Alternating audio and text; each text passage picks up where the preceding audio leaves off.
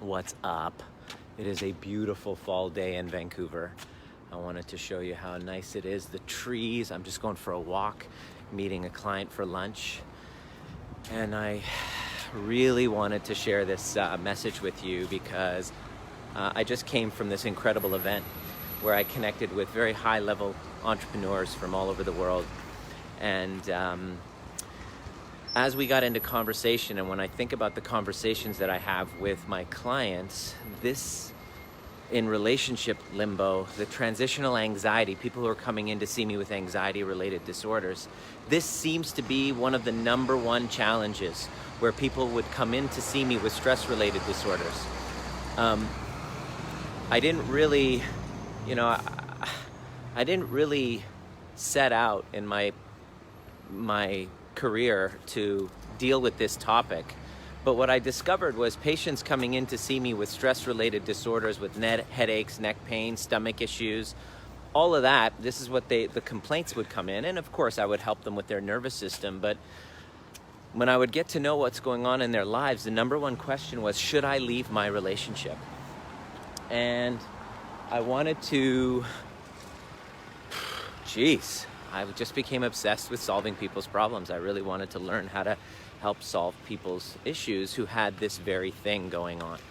And I knew that if I didn't help them with those types of problems that came in, relational issues, stress, then everything that I did as a chiropractor wouldn't be helpful. So I really set out to help solve this major problem for people. But first, here's the kicker. I had to solve it for myself because I went through a divorce.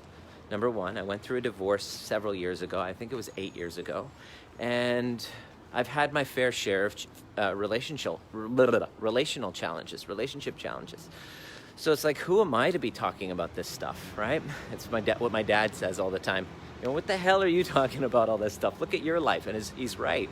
And what's happened is the challenges and the messes that I've gone through in my life with relational issues have forced me, because I'm obsessed with getting to the root cause, finding meaning behind why I've gone through certain things. And when I went through these things, it led me on a search internally. And I was just like, oh, why? Hey, what's up, Shamaila? What's up, Khalil? Let me know if this is relevant to you. So I go through these challenges and then I facepalm and I go, if only I knew this stuff 5 or 6 years ago.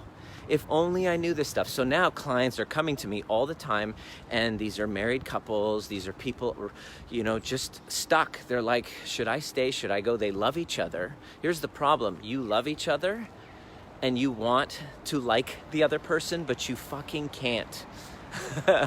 You're like, I want to like you more. You love the other person, but you also, hey, what's up, Jonathan? You also hate the other person too. So how do you put those two together? How do you make sense of continuing a relationship with so much toxicity? And I had to answer those questions, so I did. So everybody is in a relationship because they want to have more fulfillment and connection and intimacy. But when you don't have these 5 key ingredients and you're not doing these certain things a certain way, and you haven't gotten these fundamentals down, then what'll happen is the relationship turns toxic because you turn to them as the source of everything that's missing inside of you. And you make them responsible. And when they don't do it exactly as you want it, they're the ones to blame. You go into defensive mode. But what you're not getting is that they are designed to bring up within you the things you haven't yet gotten complete within yourself. And whatever you're projecting onto them, it's inside of you. It's inside of you, and you're not looking. And the biggest obstacle of you getting there is actually your fucking ego. Is you thinking that it's them to blame. And how do you know that that's you? When you keep wanting to point to them. And you keep saying, but they are doing, this is what my clients do all the time, and it drives me nuts because I see myself in that when I was in that situation. And they're constantly pointing out, but I just wish they would do the work. They would be doing this. They react like little children. And I'm like, okay, that's a good sign. That's a good sign. So should you leave your relationship? Here's the answer. It is wise for your nervous system to step aside from each other on occasion for a long period of time. Why? Because just the mere sight of that person will start to activate and trigger you, and bring up all of those core wounds, and you're completely unconscious of this. So it's wise to kind of step aside. So get some breathing room so that your nervous system can chill the fuck out.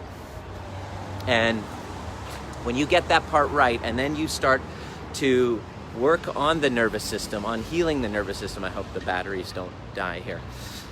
Then when you get that part right, you're now fully resourced. You can show up a different version and not trigger proof, because you're not trigger proof. That's not realistic. I've always thought, what right do I have sharing all this stuff with you?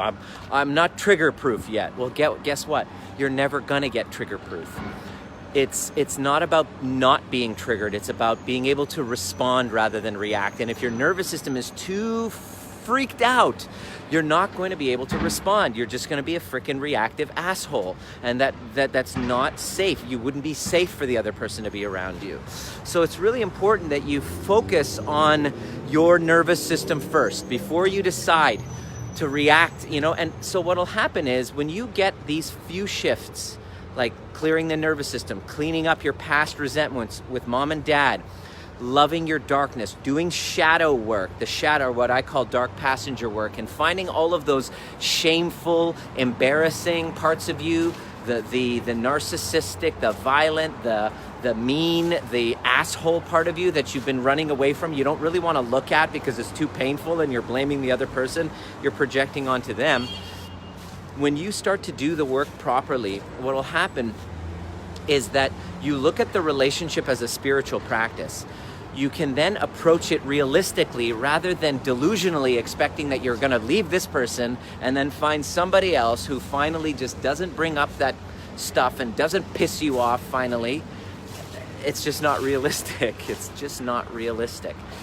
If you don't get that part down and you don't clear the nervous system and heal the past relationships and love the shadow and have a community and learn how to do empathy properly, you're going to basically go into the next thing. You can leave this relationship, and you're going to go into the next relationship completely delusionally expecting that this person's never going to bring it up, and they're going to probably be the exact opposite. You'll notice it's probably going to be the exact opposite of your current partner, and go, oh, finally, I don't have to deal with this asshole anymore, right?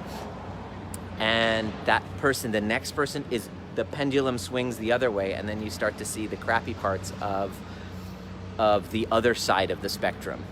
And if you don't look at this properly, you're going to basically think that a relationship is here to finally not challenge you anymore, to not give you any problems, just not to piss you off so much, not to bring up all this shit that you hate.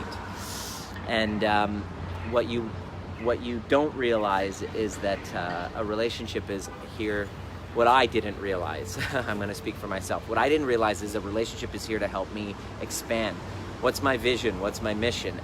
And if you have that down, then it gives you a context in which to want to do the work. For who is this important for? This is what I want to key. If it's what I want to really hammer home on this is that if you don't get this, if you move on and you don't really get this part down, your children will start to get sick. This is why I'm really concerned right now. This is very important. Why I have to share this message now is because if you don't do this right and you just keep sweeping it under the rug, you're going to notice your children are going to start to get these weird, wild, wacky symptoms. They start getting sick.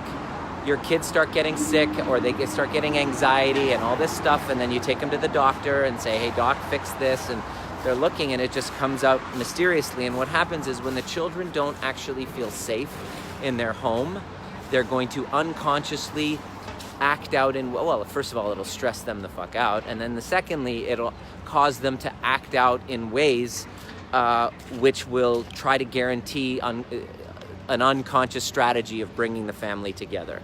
So, you know, it's like you have this tension between the two of you, and then all of a sudden, kid gets sick.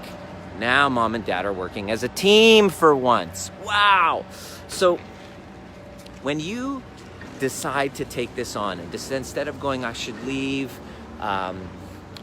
you know, we should both be doing this therapy work, we should, you know, all this story that we have, it only takes one person to take it on. It only takes one person to take the work on. One person, one out of the two of you, which reminds me of a couple that we've been working with. They were on a state of limbo for 7 years. Finally, we got to work with them, and they committed to the partnership strongly. And then within a few months, they decided that they were going to peacefully move on to the next chapter of their lives on a peaceful type of scenario. Well, not peace without conflict. Of course, there's inner conflict, but they're not hating each other. What's up, Jen? What up, Adina? So it can be done. If you get that part, if you do this work, if you do take it on, you can actually go from a stuck state where you're like on the fence to going, yes, I know exactly what I'm here to do. This is what I'm here to. I want to move forward with courage and clarity. On the other side of that, you're going to get that. So, and the kids will be much healthier. And so, if this is resonating with you, please let me know in the comment section. Please let me know in the comment section if this is resonating with you. If there's a problem, please send me a private message that says yes. If you're stuck in a toxic relationship where you are trapped, you're feeling trapped, you're like, I want to move forward, this person is an asshole, what do I do? And they're they, or you're going through a separation, or there's a lot on the line and kids are at stake. Don't freaking hesitate. Reach out, send me a private message. Let's have a conversation. And let's see what it's going to take so that you actually have a decent Christmas. You know, I want you to imagine like instead of all of this crap that you probably are experiencing, what would it be like for you to have like an awesome Christmas? How about that? Why don't you think about that? What's in the way of that? Is my question to you, because it can be done. You just have to be committed to yourself. Instead of looking to somebody outside of you to fill that hole, there's a journey that is often overlooked from people, is to go inside and to fill the cracks in the floorboard and take responsibility for yourself rather than making it about the other person to get you out of your whatever. So send me a private message and I'd love to chat with you. I stand for families. I stand for healing and transforming families, dissolving toxicity in relationships, to getting you more powerfully aligned with yourself. And on the other side of doing the work, what will happen is either your partner rises up with you, or you then kind of merge apart in a more powerful way with love as a team, rather than being hating on each other and it costing you your children's health and millions of dollars in, you know, arguments over money. So reach out to have a amazing opportunity to give yourself a good Christmas. All right. Let me know what comes up for you, and please tag somebody you know that really needs to listen to this.